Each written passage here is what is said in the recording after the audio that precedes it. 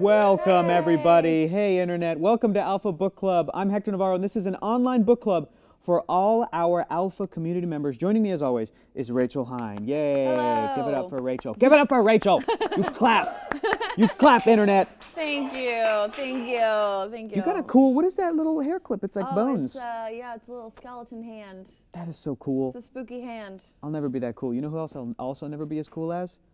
Maud Garrett. She's currently I lost in the know. 5th dimension right now, probably. So we're going to have to wrinkle to try to get her, hopefully soon. I know. Bring her back. Bring her back. We got to bring her back. Anyway, that's our ad lib about Maud. Okay, guys, if you're just joining us for the first time, we're talking about A Wrinkle in Time by Madeleine L'Engle, and we want to hear from you guys. Of course, we want to hear from you guys. We had a lot of, I think, viewers last week who weren't caught up, but they were stoked about getting into this book. So we had your opportunity. It's a great children's book. It's a quick read. It's super quick. So super quick. So it's easy. We're just doing 3 chapters a week, and up to now we are up to chapter 7. So we've read 1, 2, 3, 4, 5, 6. That's where we're at. And this book is, well, Rachel, just tell everybody, just give everybody sort of a summary of what the book is about, generally speaking. Okay, so the book is about Meg Murray, who is a 13-year-old, awkward, outsider teenage girl in the early 60s is when this is set, and she comes from a family of scientists. So her father is missing. He was a government scientist who was working on something called a tesseract. He's gone. His wife, Mrs. Murray, is also a scientist. She's a super beautiful, charming, brilliant woman that Meg really looks up to. She also has 2 twin brothers, whose names I always forget because they're barely in the book. And they're more normal. And then she has a much younger brother, Charles Wallace. Best character in the whole book. Who's the best character. He's 5, and he's a very precocious, very talented, very smart, odd, wonderful young boy. Yes. And so they encounter 3 mysterious women, Mrs. Whatsit, Mrs. Who, and Mrs. Witch, in their small town, who by the end of chapter 3 have whisked Charles Wallace and Meg and their new friend Calvin, who's another very smart kid, away to potentially find Meg and Charles' That's pretty much father. it. That's what's happened. That's what's happened in the first 3 chapters. Yep. We get to meet some new characters in these next 3 chapters. You know what? So let's just to kick it off. Let's get our wrinkle on, y'all. It's time to get our wrinkle on. It's time to get our wrinkle That's on. right, Plague Wind. It's time to get our wrinkle on. That's what we're doing. So we're going to talk about chapters 4, 5, and 6. And I'll kick us off. Yeah. It got weird fast. It got super weird, super fast. And I loved it. I thought it was great. I thought that the language that Madeleine L'Engle is writing is really easy to read and easy to understand. And I think there's a lot of concepts, both scientific and also maybe even religious. Yes, We'll get into that in a little bit. Very spiritual, that are explained in a way that makes it easy for me to understand, makes it easy for kids to understand, makes it easy to sort of track what's happening and kind of go along this journey. So what happens at the beginning of chapter 4 is that the children, we've got Charles Wallace, we've got his sister Meg, we've got the 3 female characters, Mrs. Whatsit, Mrs. Who, and Mrs. Witch, along with the neighbor kid Calvin, who's a real cutie. Yeah, little gangly Calvin, nerdy like Calvin. freckly, got red Yep. hair Calvin. I would have absolutely loved him. I think I remember loving him when I read this many years ago, and I'm now starting to. This is the part that I remember. This is the part you remember. I've never read Not this. quite, but like elements of it. I have to ask, because this is one of the first things that happens in chapter 4. Is at the bottom of this illustration here is this great Pegasus type character that all the kids are riding, which is fantastic. That's Mrs. Whatsit. That is Mrs. Whatsit. And again, all of those great classic novel covers of A Wrinkle in Time, which if you guys haven't looked up, you should, because they are insane. These great science fiction 80s, 70s, 60s-ish, like just really weird, like that's a great image right there. Very Saul Bass. That's cool. But there's even ones where they have this sort of Pegasus creature and you're like, what is going on in this book? And the evil face. The evil face. The next chapter, we'll get to that, but the next chapter is called The Man with the Red Eyes. So Ooh, we haven't gotten to that yet. I know. So the characters are traveling to the star Malak in the spiral nebula Messier. Yeah. Super science fiction, super sciencey, super legit. Chapter 4 started off with a bang, says Plague Wind. I agree.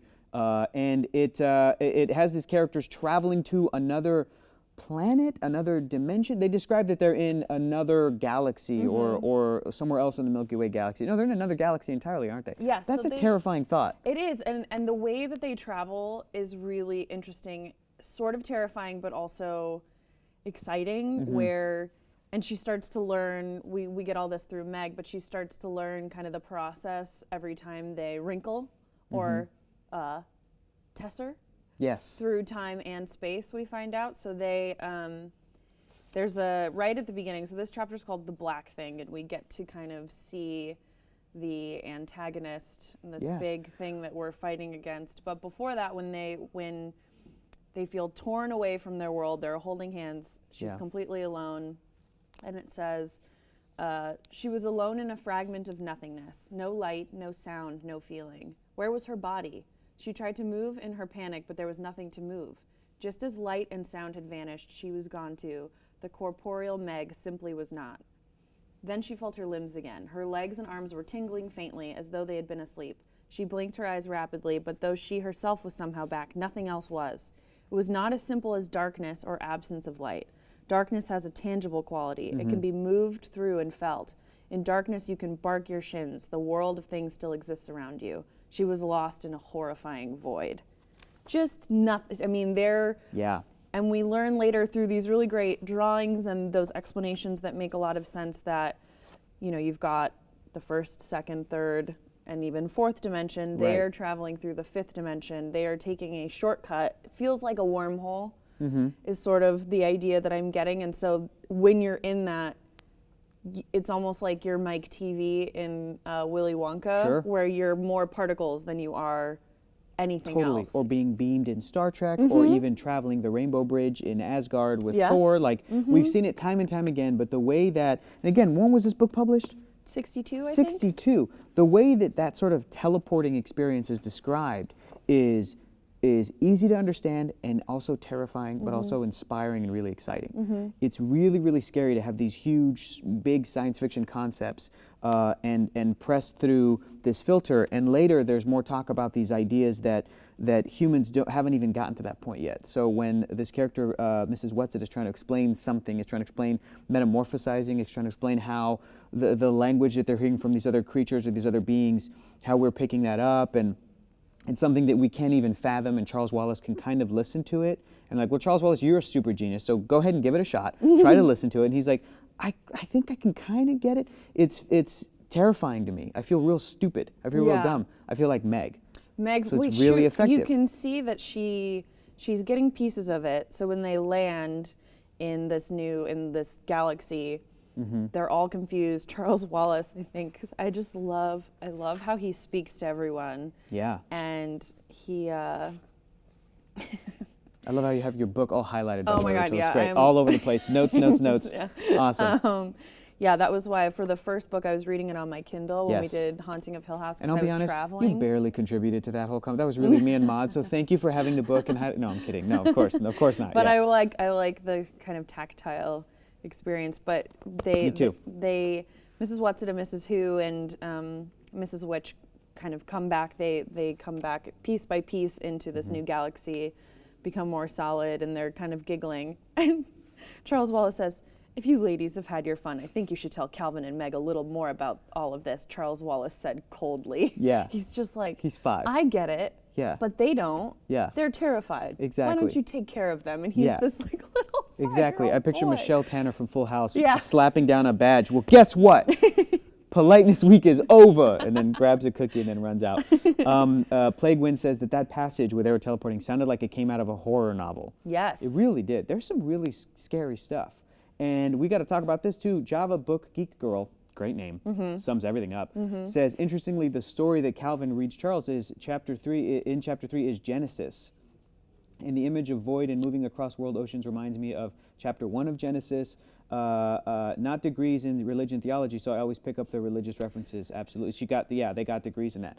That's excellent, because that's, as we said last time, Madeleine L'Engle was very spiritual. She was Christian, but she was a universalist, so she believed that in inherent goodness in people, which you see in this. It's not tied specifically to Christianity. It uses those ideas clearly of good and evil. We're starting to see and the power of being original and asking questions and believing in good and being moral, and those in more organized religion that can get a little lost in the rules, versus this is more of this feels like an open spirituality that anyone can partake in. And they reference the idea of faith so often. They talk about, did you lose your faith? You can't lose your faith. We know what we're doing. We're going to prevail. We're good. We're going to overcome evil. Don't lose your faith. Don't lose your faith. And Charles Wallace steps up to that, and all these different characters stepped up to it. And when Mrs. Whatsit first transmorgifies or transforms into this creature, which is so described beautiful. as being so, again, this is a book with words. This is pieces of dead tree that we're staring at and hallucinating over, and we're both of us hallucinating this beautiful image of this incredible creature that's like, they're like, it's kind of like a horse, but not. And then there's like a man's torso, and it's a man, but it's Mrs. Whatsit. But it's not a a centaur. man. They say too, it's not a centaur. You know, It's not, yeah. It's something that's. It's so Again, it's fascinating. everything that we're getting is Meg is her trying to wrap her brain around it. So I think that there isn't really a term for it because that's just her reference point for it, but it's something unreal. This is great. Java Book Geek Girl, thank you for giving us these. Keep giving us this. She says there's tons of religious references in this chapter too. Uriel is archangel. Ooh. And then I didn't know this, but Malak, the planet, is Semitic for God. Wow. That's incredible. That's so great. I didn't know that. Also, Pandar says, I am incapable of writing in books. It feels wrong. Totally.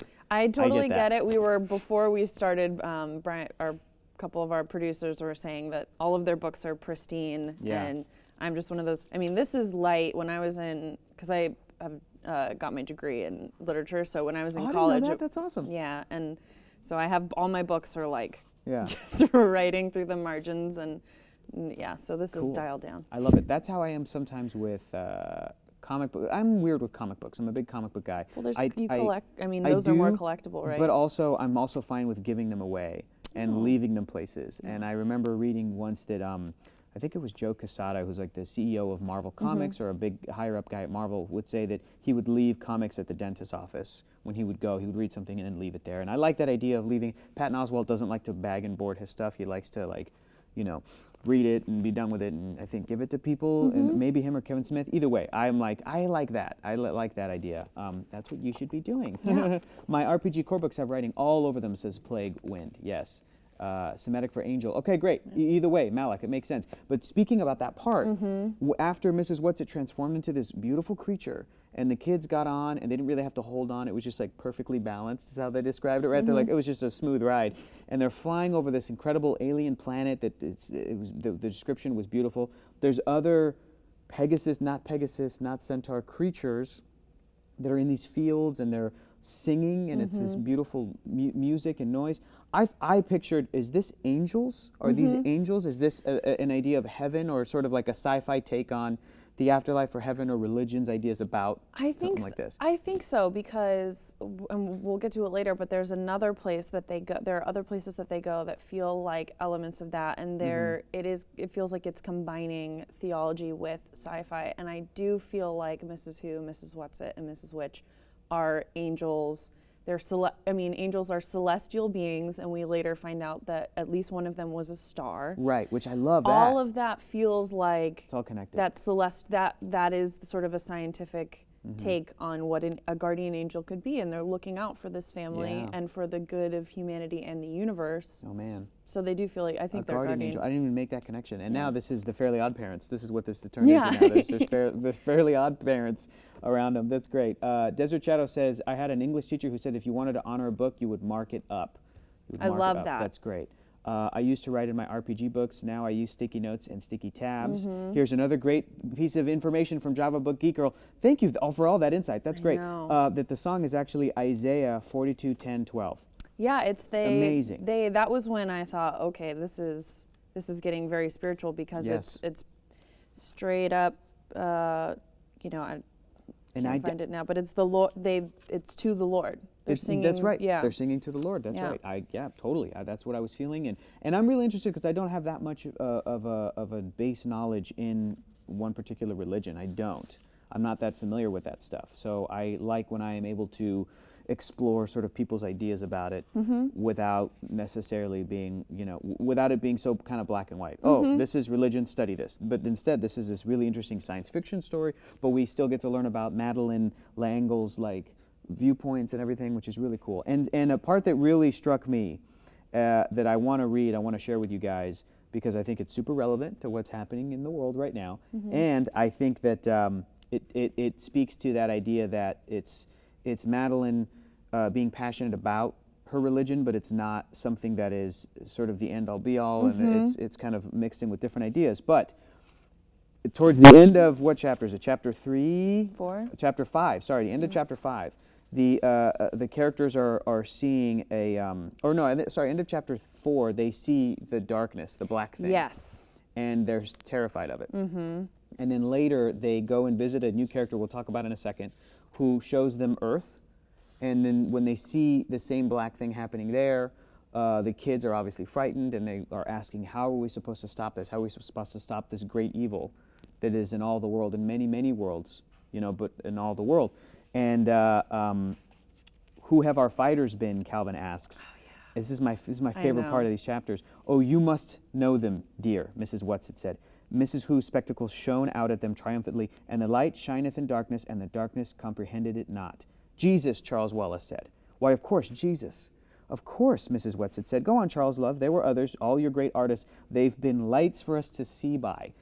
Leonardo da Vinci, Calvin suggested, tentatively, and Michelangelo, and Shakespeare, Charles Wallace called out, and Bach, and Pasteur, and Madame Curie, and Einstein. Now Calvin's voice rang with confidence, and Schweitzer, and Gandhi, and Buddha, and Beethoven, and Rembrandt, and St. Francis. Now you, Meg, Mrs. Watts had ordered. Oh, Euclid, I suppose. Meg was in such an agony of impatience that her voice grated irritably. And Copernicus. But what about Father, please? What about Father? And then they go from there. But that moment, Java Book Geek Girl says, yes, it's my favorite part too. It was exactly what I needed to read. I read it today. I know. I read it today, and Me too. it can get emotional. It was a tough night for me last night. It was a tough day for me. I have a lot of people that I care about, that I am worried about, and also when the world bears its weight on you. I think when you're in a position that you and I are in, Rachel, where really our professions are kind of around like stuff that's not super important or serious or important, fun, silly stuff. It can be tough to reconcile that. It can be tough to be like, how am I going to do fun, silly stuff when there are people that I really, really care about that are like really stressed out and have anxiety and they're worried, and I care about them and I want to do something and I want to do something. But reading this made me feel like, this is why we have art, this is why we have movies, this is why we have books, this is why we have comic books, this is why we have video games, this is why we have music, this is why we have everything that is important to us, because they will shine the way for us. And it was so great to hear that, and it made me feel fantastic. It made me so excited to come in tonight, to be able to do this. It made me excited to talk to you guys online. So I thought that part was the best part, and just incredibly poignant and weirdly so for what's happening right now. And this was a book that had nothing to do with anything that is 2016, and it's like, hey, Hector, you need to hear this right now. Okay, great. Books are great, y'all. Books are great. Books are great. And I think I read that today too, and I think overall the idea of this book and what they're definitely going to be doing with the film, yes, and the characters, that Meg feels like an outsider. And she feels bullied and judged, and her family feels that way, and so does Calvin.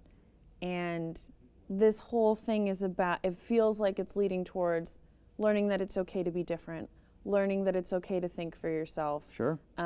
As well as championing for what is good, what is right, treating people with kindness. Taking care of people. And that is so powerful, and I think that's the power of science fiction and fantasy in all of those mediums that you mentioned. Yes. Across the board, it can be commentary, it can be a guiding tool, the same way that religion or spirituality, when used Absolutely. For good, can be a guide on how to be and how to think and how to love everyone. And so I think it's really powerful that Madeleine L'Engle wanted to share that universalism with everyone. Yes. It In the felt 60s. and with a young female lead in the 60s Yes. as Oh, well. totally. I mean, all of this is very I love it. transgressive, and I love it. And it's Yeah. I thought that was really, really powerful. And so we have this idea of good and evil here. So we get to Yeah. see the evil, Mm-hmm. which I thought the description of that was really beautiful as well. The dark shadow. It's long, but it's dark and dreadful. The silence. Everyone is terrified of this thing, and so we don't really know how her father got where he is, but we do know that there is this evil. They go so far as to show the children this thing, this it reminds me of the nothing in the never-ending story, Yep. sort of that kind of concept Yep. of It overpowering. It reminds me a little bit of Dormammu in the Dark Dimension, kind of creeping into Earth. Or you could also say it's Parallax from the Green Lantern movie. That's terrible. Just a big old poo cloud. Just a big old cloud of poo that is influencing us and taking us over because it was on Earth. And they show to the kids on another planet first to let them to not have them freak out. And then they show the kids it is also all over Earth, and that is why your planet is so bad, and it's in so much darkness. Why there's so much suffering happening. Why there's so much suffering. And so powerful message. I know, and they go. So first they show them that, and then they say, okay, we're gonna wrinkle, we're gonna tesseract, and they explain. Planet. They go through. I love the drawings in it. They go through the different dimensions. Those are great. And you see Meg picking it up, and she's becoming a little more confident in her abilities. Charles Wallace is definitely learning more about his. Yeah. And they try to wrinkle somewhere, and they end up somewhere that's, which brings a little bit of levity to the story, where they try to wrinkle somewhere that's only two-dimensional, and they're like, oh God, we're flat. It reminded me of in Inside Out. Yes, me too. I love that part. Yeah, where all that wordplay, which is why I said this last time, but this reminds me of the Phantom Toll Booth too, which does a lot of really great wordplay and plays with kind of concepts and puns in a fun way for kids. But then they end up going to see The Happy Medium, we have been talking about the film adaptation that's shooting right now. Ava DuVernay, if you would like to come chat with us, we would love to have you. Please. To talk about the power of this book. But I remember when we were talking about the casting, and we thought, Josh Gad is playing the Happy Medium. Oh, who is that? Yeah. Oh, who's Zach Galifianakis playing? Oh, no, maybe. Oh, it's Zach Galifianakis. Not It's Josh Zach Gad. Gal- I confused them in my head. It's Zach Galifianakis. It's okay. Yeah, It's Zach Galifianakis. Yeah. Oh, That's crazy. Yeah, so it's in... We meet the Happy Medium. The Happy Medium is a woman. It's a female character. And so, yeah, in my head, I had Zach Galifianakis, and I'm like, this is same strange. thing. Same vibe, Yeah. same thing, yeah. Really interesting. So what's this character all about? What do we know about him? I mean, we just know that it's a medium. She's a medium who... Oh, my gosh, that makes sense. Yeah, Okay. who wants I just got it.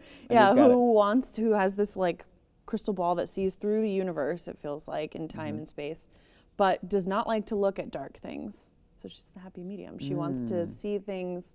It's, again, that wordplay that the principal early on says, like, you've got to see the happy medium in life. And then we really meet a happy medium who Just wants to show them good things. And so they get to see the earth haunted by this evil thing. And then they say, we're going to go to a new place. We're going to send you to save your father. But before we go, we just want to show you one more thing. We want to make you guys happy. And what's interesting about that scene to me is that, and we talked about this in this book and in the previous book, about learning that your parents are people and that adults are people and that they're not always right and they can have a really hard time, and how that's a really important lesson to learn. And some people learn it too early, some people learn it too late, and struggle with that is really difficult. Yeah. And so when we get to see Calvin, who we know comes from a family of 11, who finally feels like he belongs with the Murrays, we see his mother, and she's frantic, as anyone would be with 11 kids. It doesn't make her a bad person, but you get to see into that and why he is so sad and why he is looking for a new family. Yeah. And then you also get to see his mom, like, she picks up a spoon and she's hitting her kids with it. Is that what's happening? And everybody freaks out and feels really bad. And Calvin's like, it's okay, it's cool, thank you guys. Like, he, it's a really sad moment. It's all a great little piece for Calvin's character development, and you immediately can relate to that, or at least can relate to a character like Meg, who might not have a home life like that, but can still empathize with what Calvin's going through, and she holds his hand, she reaches out to kind of try to comfort him, and she has this moment of like, I don't think I've ever been this person, where I'm trying to help somebody else, like try to comfort somebody else. It's always other people comforting me, which is a great little moment for her. It's just a very well-written book. It's so good, you guys. It's so good. It's so good. It's and so also, good. I love that throughout that, you get little pieces of when they're traveling or when they're scared or different things, Calvin is always holding her hand, even when he doesn't need to be. Yeah. And so I like that moment because I was noticing it and I thought, oh, Calvin loves her. Yeah. And he's every time, even he goes, oh, should we grab hands? And grabs her hand and they're like, no, you don't need to. And he's like, okay.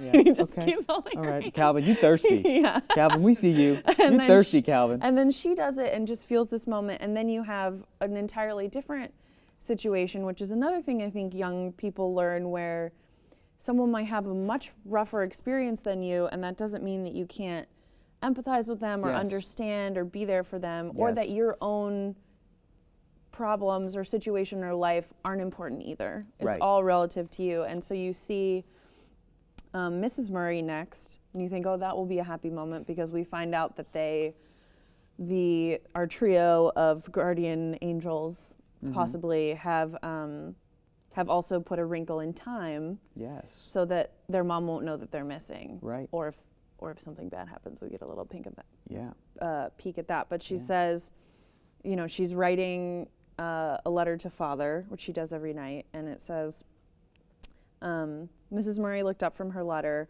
almost as though she were looking toward the children, and then her head drooped, and she put it down on the paper and sat there, huddled up, letting herself relax into an unhappiness that she never allowed her children to see. And that sparks this like fury in Meg, where she's like, we gotta get my dad back. We gotta get him back. This is not fair. He is good. And she likes being angry, and everyone's concerned. She's like, no, I need this right now. Let's do this. I'm pumped. I'm ready to go. I'm ready to roll. Let's do it. Yep. I love that part. That was great. It's beautiful. And so then we end up in our next location, which is also super interesting. Before we go there, I'll pull this comment from Pandar. She's the medium on a planet described as gray, which is a medium between black and white. Did you even notice that? Did you even think that? That's Isn't that great? It's so great. This is why we're glad you guys are yeah, here. exactly. That's amazing, Pandar. That's great. And Java Book Geek Girl says, coming from a dysfunctional family, I really related strongly to Calvin in this book, which I think was on purpose, of course, which I think that the three sort of children characters are so distinct and each of them so relatable. I know there are people that are so super smart that are even relating to Charles Wallace. I know that. You're probably relating to Charles Wallace a little bit sometimes, right? All right, Rachel, you're the best. Okay, that's great. But I love that. I want to talk a little bit about the happy medium as a character, and specifically Zach Galifianakis casting. What do you think? What do you think that's going to be like? I don't know. I think maybe a cynical part of me thinks that this book is so female heavy that they wanted absolutely. They wanted to throw a couple more dudes in there, which Absolutely. I understand. Sure. I would want that from the other end if they're, always want to have a balance. But another part of me, I'm thinking Wondering the same thing. if I'm like, I think that because Zach Galifianakis, I think he's so funny and he does great characters. And one of the characters that he's done that I've seen him do a couple of different times is this sort of like Southern character who has a very feminine energy, right? What am I thinking of? Give it a Google. Give it a Google. It's worth a Google. It's from The Campaign. That's right. That's what I'm thinking of. And then also when he does his Between Two Ferns, sometimes he has his brother Seth. Oh, it's his brother Seth. Yeah, and he's like, hey Zach. Yeah, he's really it's a great character. Oh, that's So I think in my head I'm like, what if that. Zach Galifianakis' character is like a male character as far as abstract, because these characters are all like these are all stars and concepts, concepts and everything, but has this very sort of feminine energy that's very much like, oh, I don't like to look at that.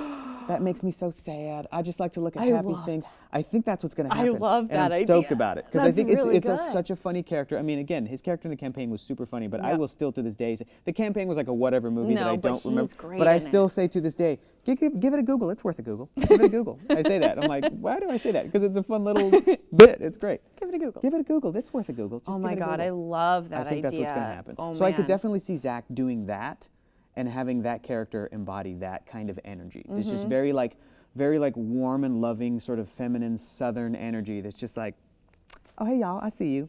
Welcome to the happy medium. This is my cave. Everything's gray. Like, I don't want to get too sad, but I don't want to get too happy because I tend to bond, and that's my problem, y'all. Is it like I get so attached to these kids, and then I just see them all die and stuff. Like, that's what I feel like is going to happen. I'm going to be bummed if that's not it now. I'm only Ava, come into the show and tell us. I know, we believe in you. Zach, you want to come onto the show? Talk about anyone. Yeah. All of you. Especially, and also, quick aside about Mrs. Whatsit, who is Reese Witherspoon in the upcoming film. Love and it. Makes plays sense. this majestic creature. And then also we get to see in the happy medium when a star sacrifices itself to fight this darkness. To save the darkness, and we learn that Mrs. Whatsit did that somehow in a past life. And I saw Reese Witherspoon and how powerful and beautiful and sweet and nurturing she is, and that idea of her, mourning for her past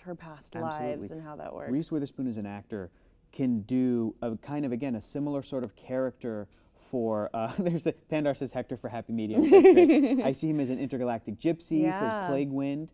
And Java Book Geek Girl also voted for Hector's happy medium. That's great. But Reese Witherspoon, she can do a kind of a fun, warm, like plucky, almost bumbly or clumsy, a little bit southern character as well. We've seen that. She can be so likable, so great. And that's Mrs. Whatsit, bundled up. That's taking off her boots. She's like that's Mrs. falling Whatsit. over. But Reese Witherspoon can also be this incredibly beautiful, otherworldly, ethereal, majestic presence. And I'm like, that's the character when Mrs. Whatsit transforms into this not male, not female, whatever it is, this amazing creature that's not a centaur but kind of a centaur, like with the wings and everything. And I can picture Reese nailing that as well. I'm so excited to see the movie version of this. The further we get, and all of the concepts and ideas that it brings forth. So they go to what's the third place? The third place that we go to. This isn't the chapter. It's in chapter 6, which is the happy medium. But afterwards, they go to Camazotz. Camazotz. Is that a reference to anything? Please Java tell us. Book Geek Girl. Java Book Geek Girl. Is that something religious we're not aware of? Java Book Geek Girl. You're our only hope. Yeah.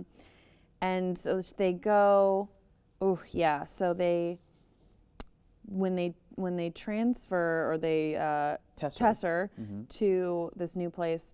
Without warning, Meg was swept into nothingness again. This time the nothingness was interrupted by a feeling of clammy coldness, such as she had never felt before. Interesting. The coldness deepened and swirled all around her and through her and was filled with a new and strange kind of darkness that was a completely tangible thing, a thing that wanted to eat and digest her like some enormous, malignant beast of prey. Is this the darkness? Then the darkness was gone, yeah. So she thinks they feel it as she travels. As they go. So they end up on a hill. They're in a world that's very similar to Earth.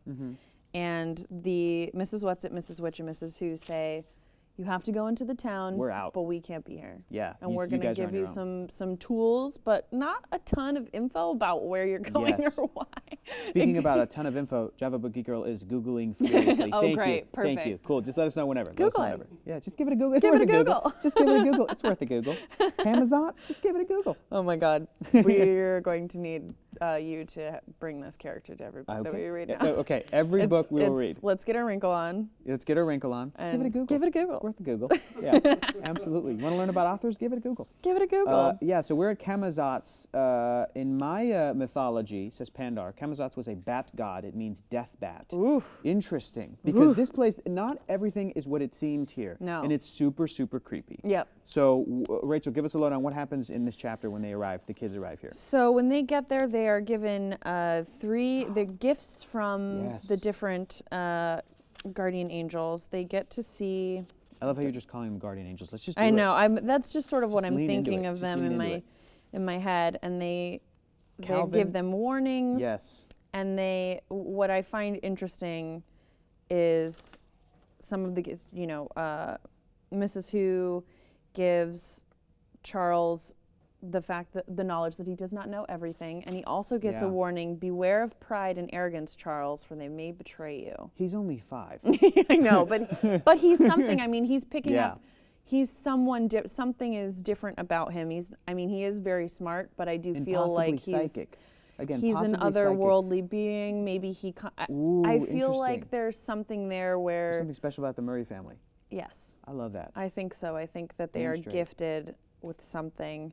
Cool. Calvin is told to take care of Meg, and Charles Wallace does not really like that and says, I Mm-hmm. can take care of Meg. Charles Wallace said rather sharply, Yeah. I always have. Yeah, it's like, And- okay, buddy. You're fine. Don't be arrogant about it. Plague Wind says Camazotz has a Star Trek vibe to it. Totally. Those Totally. classic episodes where like they beam down to a planet and they're like, what's everybody's deal? Everybody's acting super weird. That's what it is. So this is it feels a very dystopian to me of everything's the same. It brings Yes. to mind like 50s suburbia. Yep. Everyone Stepford is on Wives. the same, Stepford Wives, everyone's on the same rhythm. You have to have papers with you. Literally on the same rhythm, you guys. They're bouncing balls. jumping, And yeah. I pictured, how are they going to do this in a movie? And I Oh, imagined it's got to be computer-generated imagery where it's just like compositing, where it's like repeating the same footage but maybe changing variations of characters' hair colors or whatever, but like maybe even motion capture, because it's literally, it was the most bizarre thing for me to read this and have kids playing out in the street and they're bouncing their balls and it's all the exact same rhythm and nobody's dropping it and nobody's doing this, and then the mothers open the door down the block at the exact same nanosecond and do a thing and the kids run in and close the door. It was really cool. I feel like there's going to be an insane visual rhythm to it where Yeah. in movies where you have like if it was the children of the Yes. corn or different things where they all stop and that moment in a movie or zombies or something where it's like and they Yeah. all look, it's that feeling of, oh, I don't fit in. Yes. That's what it feels to be an outsider. And so I think this is a really, again, brilliant way to hammer that point home that Especially for this kids, for scary, kid readers, for a scary place where you don't know anyone and you're the new kid or you're the outsider. I transferred schools in the middle of 10th grade. Ooh, that's and rough. To small school with people who had been there forever. And I went luckily from met- 4th to 5th grade is when I moved. So I was like, okay, I had a couple years to be weird. Mm-hmm. And then by the time I got to high school, it was like, these are all my people. But middle of 10th grade, that's rough. where you're just I think you just I met my weirdos right away, so it was good. Yep. But it's one of those things where we talk about earlier in the book. You talk about how children can understand these concepts more, and what Yes. Madeleine L'Engle said, and it's because that's before that idea of conformity and fitting in with everyone becomes a good thing. Yeah. Instead of your individuality and the things that your quirks and the things that people love about you, like the people in your life, the reason they love you is because of the little things that you do, and you imperfections should and everything. I celebrate know. that. And so I think It's Goodwill Hunting. When Robin Williams' character says, my wife used to fart in her sleep. yeah, One time she farted so loud it woke the dog up. And it's like, that's what he remembers, and he started crying. and he misses He it. misses Yeah. that. He's not going to miss, oh, my wife was beautiful and perfect and nice. He's like, she farted in her sleep. Yeah, That's great. absolutely. So we've kind of been circling around it, but we're halfway through the book. Rachel, what do you think is going to happen like plot-wise in the back half of the book, but also where do you think it's going and what do you think this ultimate message is going to be? I think it is about good versus evil. I think it's about celebrating your differences. I think this is a journey for Meg to realize her gifts. Yeah. She's and what was her told- gift that she was given? she's told that her flaws or her weakness, like that. Come on. Yeah, I mean, Come on. it's trying to tell odd, smart, precocious, strange, shy, possibly suffering kids that it's okay. This is what makes you you. And I firmly believe that the things that I've gone through in my life and the way that I am and the way that things we talked about with Haunting of Hill House and Yeah. all of those things make me who I am. Totally.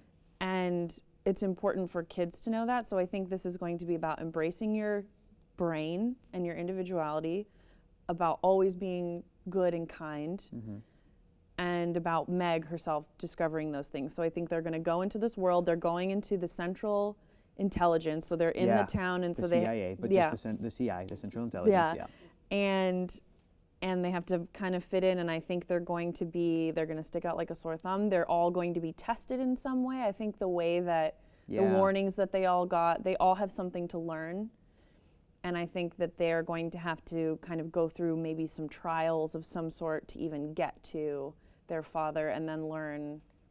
We know that there are other books, so there's more mysteries to solve. So I'm I think already in. I'm going to read the other I know, four of them. I know. I'm so in. Yeah. So I do think that they're going to it's going to open up they're going to learn something, but it's going to open up a larger mystery for them. I am so excited about not just the rest of the book, but about the movie, because the movie is going to add this incredible level of visibility, this big budget movie that people are going to, kids are going to go and explore this story. And I think that everything that you were saying about who this story is for and who they're speaking to, about the disenfranchised and the outsiders, I think that just as importantly, the book speaks to kids who maybe are set and who fit in, and in a way to describe to them that it's okay if others are not exactly the same, and you have to look for others' strength that might not be so apparent, because everybody has something and everybody's bringing something to the table.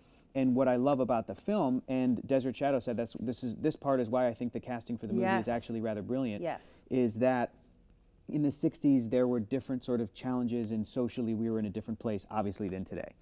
And I think that it is so great that Ava DuVernay and the filmmakers are casting black actors to play a lot of these roles, including Meg, who is going to be a mixed kid. She's going to have a white dad and a black mom, because that is something that it's going to do two things. Number one, it's going to tell kids that have that same experience that this story is for you, this movie is for you, we're here for you, you are great, you're awesome, and all this beautiful stuff that those kids in those even specific, very specific but very true experiences might not have a lot of movies and books and music and things that speak to them. But number two, it's going to tell to everybody else, these people are amazing. This type of outsiders and kids that might look different from you and have a different skin color than you, or might have two different skin colors put together, are beautiful and talented and special, and you can cheer for them, and it'll be easy for you to understand. You're a kid, and hopefully we're going to try to get out some of that hate that might be taught, because that stuff is taught, and get in young, and kids will grow up with that, and it's not going to be a big deal. And it reminds me of, you know, I host a podcast I'm really, really lucky to, for Nickelodeon. And one of the things that I've had a pleasure of talking to people, somebody like Lauren Faust, who was the showrunner of My Little Pony, Friendship is Magic, the first couple seasons. And Lauren has said, you know, that one of the reasons she thinks that so many boys and girls have been attracted to something like My Little Pony is because she realized, somebody told her at some point in the production, oh, it's because these boys grew up with, when they were young, something like Dora the Explorer, which doesn't seem like that big of a deal. It was on Nickelodeon, it's a preschool show, but the idea that there's a preschool show that boys are watching where a girl is just, you know, a hero character. It's so important. It's so important. It's important for everybody, not just the people that you would think the movie is for. It's not even what it's about. No, it's so it makes it normalizes it, which it should, because we are all people, and I hope we can get to a place, and I was very fortunate to grow up in a very safe and open environment here in LA. I hope we can get to a place where that kind of backwards thinking and that kind of hate doesn't even occur to people anymore. And I think it is important. You're right. It's not just for the outsiders and people who feel that way. It's for everyone to realize that we all have these experiences. We all feel this way, and we should all accept each other. And I think this is a really important, I can't believe the timing of this book. How beautiful is that? I know. The timing of it, and the important. timing of the film. I'm so excited about the rest of the book, guys. It is that time. You have got your homework assignment for next week, if you choose to accept it, and please choose to accept it. Please do. We want to keep talking to you about it. Read up to chapter 10. So you're going to read the next 3 chapters. You're finishing at the end of chapter 9. So by next week, we'll have 1, 2, 3, 4, 5, 6, 7, 8, 9 under our belts. That's where we're at, guys. We're always looking for new suggestions for our next book. If you guys have any recommendations, feel free to hit us up on the chat, hit us up on Twitter, tweet at Nerdist, tweet at Geek and Sundry, or join Team Alpha with the hashtag Alpha Book Club along with your recommendations. You can tweet to either one of us. Yes. We're compiling everything, guys. We're so happy to be doing the show. We're so excited. Rachel, thank you so much. Thank you so much. This was great. This was a really great way to great exhale. end today. Yeah. Guys, Thank you, guys. Thanks for watching. I'm Hector Navarro. I'm Rachel Heine. We'll see you all next week right here on Alpha. Bye. Bye.